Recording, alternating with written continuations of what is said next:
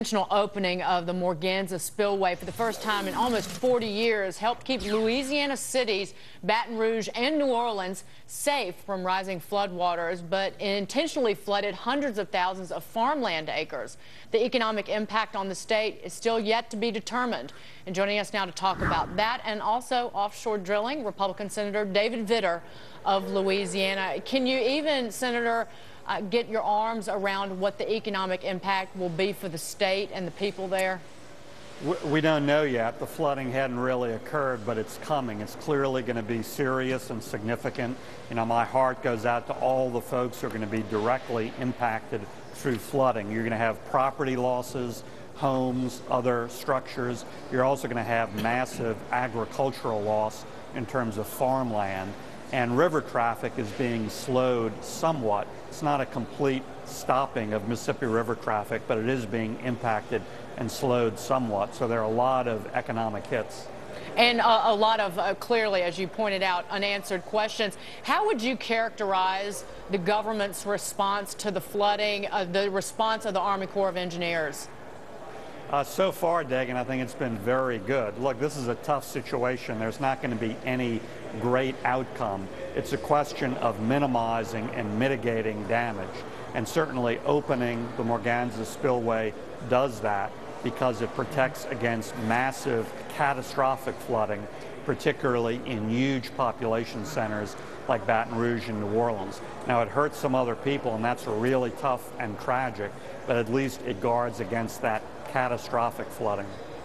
To move on to the oil drilling bill that we mentioned Right. just before we introduced you, you, a Republican, are not behind this bill that's in the Senate. Why not?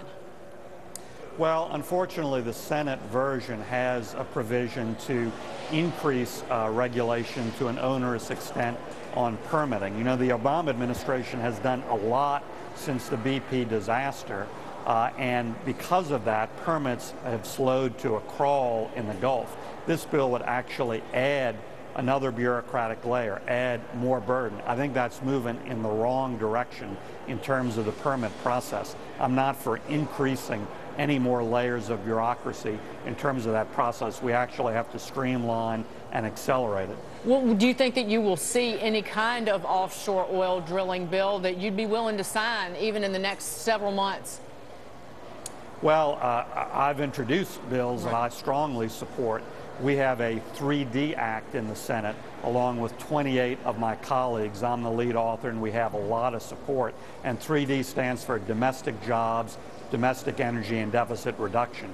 If we open up access to our domestic resources in a big way, we can accomplish all three of those huge goals.